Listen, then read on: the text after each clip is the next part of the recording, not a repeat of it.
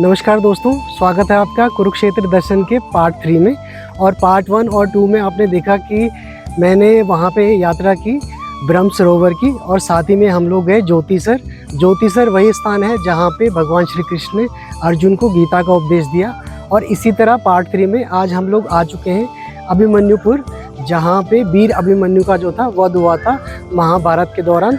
तो चलिए दिखाएंगे आपको अभिमन्युपुर, और साथ ही में दिखाएंगे वह जगह जहाँ पे चक्रव्यूह की रचना हुई थी और अभिमन्यु का वध हुआ था। कुरुक्षेत्र के रेलवे स्टेशन से करीब 12 किलोमीटर की दूरी तय करने के बाद मैं पहुंच चुका हूं अभी अभिमन्युपुर में।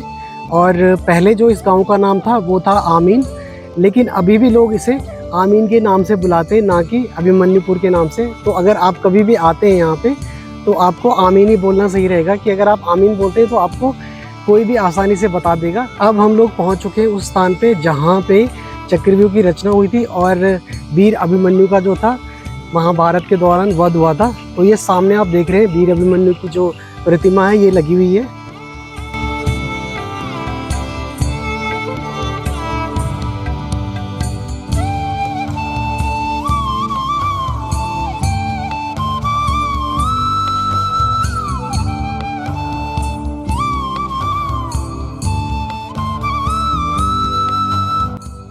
तो युद्ध के 13वें दिन होता यह है कि गुरु द्रोणाचार्य जो थे चक्रव्यूह की रचना करते हैं, और चक्रव्यूह की जो उन्होंने रचना की थी वो की थी युधिष्ठिर जी को फंसाने के लिए, ताकि जो महाभारत का युद्ध का जो परिणाम है वो जल्द से जल्द आ सके।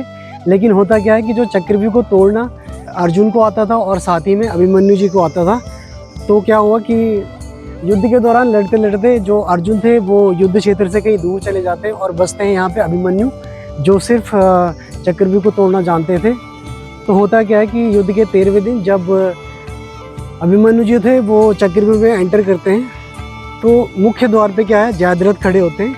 अब अगर मैं आपको दिखाऊं तो ये मान के चलिए मुख्य द्वार है और यहाँ पे जयद्रथ खड़े हैं। तो क्या करते हैं, जब अभिमन्यु एंटर कर जाते हैं तो चक्रव्यूह के अंदर, तो जयद्रथ क्या करते हैं, जो बाकी बच्चे पांडव थे उनको बाहर ही रोक लेते हैं। अब उसके बाद ये आप 7 लेयर देख रहे हैं, 1 2 3 4 5 6 7। तो ये 7 किले को तोड़ के अभिमन्यु जी को अंदर पहुंचना था, और वो पहुंचते हैं। और यहाँ पे अंदर ना 7 अलग अलग योद्धा थे, जिनमें गुरु द्रोणाचार्य थे, अश्वत्थामा था, दुर्योधन थे और बाकी सारे और लोग भी थे।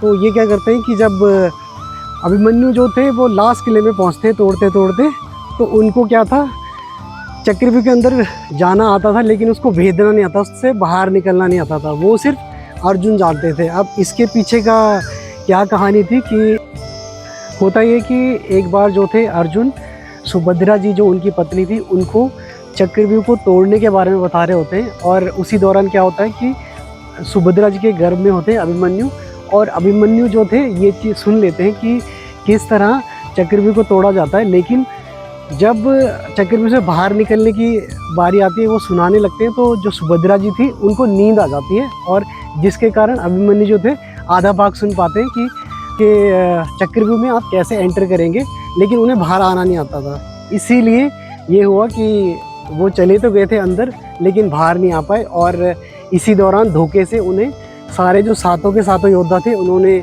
अंदर उन्हें घेर लिया और उनका वध कर दिया धोखे से। और ये आप सामने देख सकते हैं उन्होंने हाथ में ये चक्र पकड़ा हुआ है, क्योंकि लास्ट में उनके पास कुछ नहीं बचता, तो अपने रथ का पहिया निकाल के लास्ट तक युद्ध करते हैं। और लास्ट में होता क्या कि दुशासन के जो पुत्र होते हैं वो अभिमन्यु को पीछे से वार करते हैं, जिसके बाद अभिमन्यु जी की मृत्यु वहीं पे हो जाती है। तो ये वही स्थान है जहाँ पे वीर अभिमन्यु ने अपनी वीर गति को प्राप्त किया। तो ये आप देख सकते हैं, ये सारा चक्रव्यूह की संरचना जो करी हुई है इस तरह कुछ होती थी उस टाइम पे।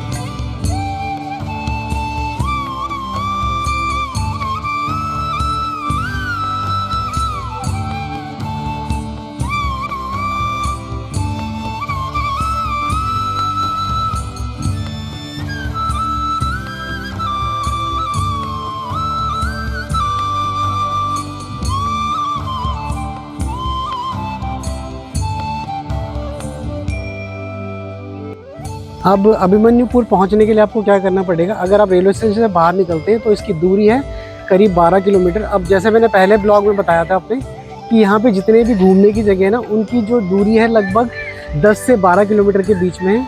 और किराया सबका ऑलमोस्ट सेम रहता है। लेकिन जब आप बाहर की तरफ जाएंगे और ई रिक्शा या ऑटो वाले से पूछेंगे तो कहीं ना कहीं मुझे लगता है नया पर्सन देख के वो लोग बार्गेनिंग में आपको प्राइजेस थोड़ा ज़्यादा बताएंगे। तो जैसे मैंने पूछा था तो ऑटो वाले ने मेरे को बोला कि आप 400 रुपये दीजिए और आपको मैं वहाँ छोड़ के भी आ जाऊँगा और वहाँ से लेके भी आ जाऊँगा। आप जितना टाइम लेंगे वीडियो वगैरह बनाने में वो टाइम भी आप लगा लेना। लेकिन मैंने क्या किया, लोकल लोगों से पूछा और उन्होंने बताया कि यहाँ से आप गोल मार्केट तक जाओ, गोल बैंक है वो जगह, और वहाँ 10 रुपये की सवारी थी और वहाँ से मैं ब्रह्म चौक 10 रुपये देके और ब्रह्म चौक से मैं पहुँचा आमीन।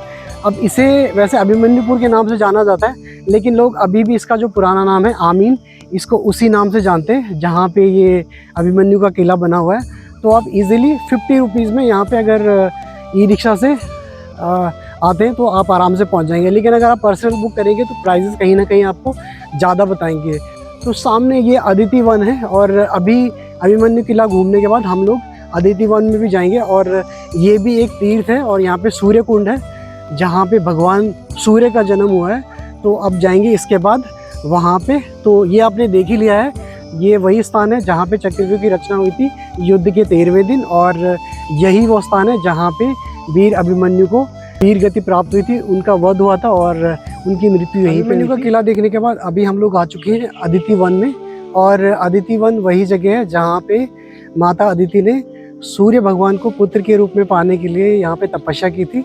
और अभी मैं आपको दिखाऊंगा, ये बड़ा सुंदर है। तो ये आप मेरे सामने देख रहे हैं, ये है सूर्य कुंड, और ये जो पूरा एरिया है आपके इसके आसपास का, ये है अदिति वन। इस एरिया को पूरा अदिति वन कहते हैं और ये सामने सूर्य कुंड है। तो यहाँ पे पुराणों के अनुसार यह मान्यता है कि यहाँ पे देव माता अदिति ने भगवान सूर्य को पुत्र के रूप में पाने के लिए कई वर्षों तक तपस्या की थी, और उसके बाद उन्हें मारतंड जो थे वो भगवान सूर्य का ही दूसरा रूप है, उनके रूप में उनको पुत्र की प्राप्ति हुई। तो मारतंड का मतलब होता है कि मृत अंडे से जन्मा हुआ बच्चा, तो वो थे सूर्य भगवान। और देव माता अदिति हैं राजा दक्ष की पुत्री और ऋषि कश्यप की पत्नी। तो अगर हम देखें तो देव माता अदिति जो हैं वो हैं देवों की माता। और इसके अलावा जो कुरुक्षेत्र का एरिया हम बोलते हैं ना, तो ये 48 कोस, अगर यहाँ पे आप आएंगे तो आपको अक्सर सुनने को मिलेगा कि कुरुक्षेत्र का जो एरिया है वो 48 कोस में है। तो 48 कोस का मतलब अगर हम किलोमीटर में देखें तो ये होता है करीब 150 से लेके 160 किलोमीटर का एरिया था जिसमें महाभारत की घटनाएं हुई। और यहीं 48 कोस में आपको कई सारे तीर्थ देखने को मिलेंगे।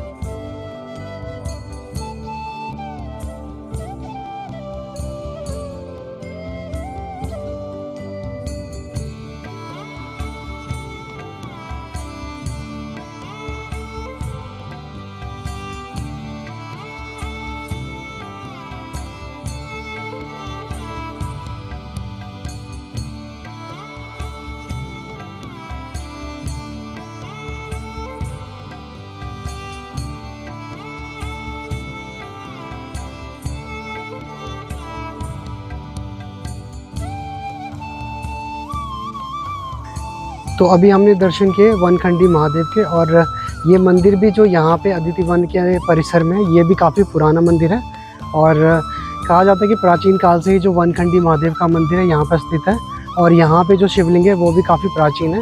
और बात करें सूर्य कुंड की जो मेरे पीछे है, तो दोपहर का टाइम है अभी, तो यहाँ पे लोग कम हैं, और देखा जाए तो गर्मी भी बहुत ज़्यादा है। तो शाम के टाइम क्या रहता है, यहाँ पे रश रहता है, और अर्ली मॉर्निंग अगर आप लोग आते हैं तो यहाँ पे काफ़ी सारा रश देखने को मिलेगा। बट इसके बावजूद भी यहाँ पे लोग दूर दूर से आते हैं और दर्शन के लिए। तो ये है पूरा सूर्य कुंड जो आप मेरे पीछे देख रहे हैं, और यही जो है अदिति वन है। तो सूर्य कुंड और अदिति वन एक ही चीज़ है, और यहाँ पे देव माता अदिति ने सूर्य भगवान को पुत्र के रूप में पाने के लिए तपस्या की थी कई वर्षों तक। तो ये है वो स्थान जो आप मेरे पीछे देख रहे हैं।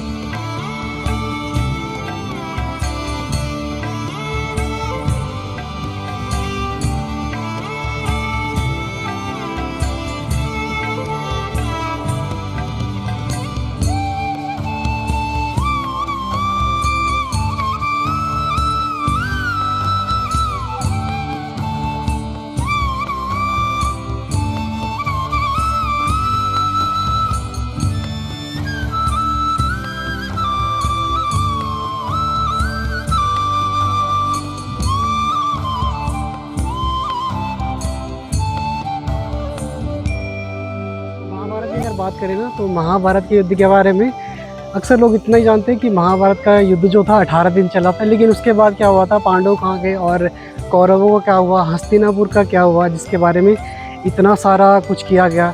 तो होता क्या है कि जब महाभारत का युद्ध ख़त्म हो जाता है तो युधिष्ठिर जो थे उन्हें हस्तिनापुर का राजपाट सौंपा जाता है और उसके बाद करीब 35 साल तक युधिष्ठिर जो थे हस्तिनापुर पे राज करते हैं। और वर्तमान में अगर बात करूं तो महाभारत वाला हस्तिनापुर जो है वर्तमान में मेरठ में स्थित है। और करीब 35 वर्ष तक शासन करने के बाद जब स्वर्गारोहणी के लिए पांडव जाने लगे, अभिमन्यु थे वो युद्ध में मारे गए थे और युधिष्ठिर जी के बाद हस्तिनापुर का जो सिंहासन है वो मिलता है अभिमन्यु और उत्तरा जी के पुत्र को, जो थे राजा परीक्षित।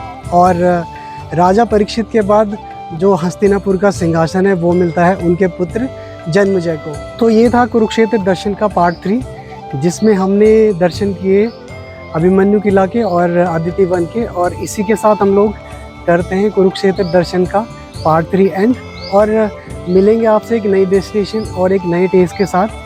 तब तक आप देखते रहिए taste and travel with RP, जो कि है मेरे चैनल का नाम। और अगर आपको ये ब्लॉग अच्छे लगे तो आप मेरे चैनल को लाइक करें, सब्सक्राइब करें और कमेंट करके बताएं कि आपको ब्लॉग कैसे लग रहे हैं। और अगर आपने कुरुक्षेत्र दर्शन के पार्ट 1 और पार्ट 2 नहीं देखा तो आप मेरे चैनल को विज़िट कर सकते हैं और देख सकते हैं पार्ट 1 और पार्ट 2। तो फिर मिलेंगे आपको एक नई डेस्टिनेशन के साथ। तब तक आप बने रहिए मेरे चैनल के साथ और देखते रहिए taste and travel with RP. नमस्कार।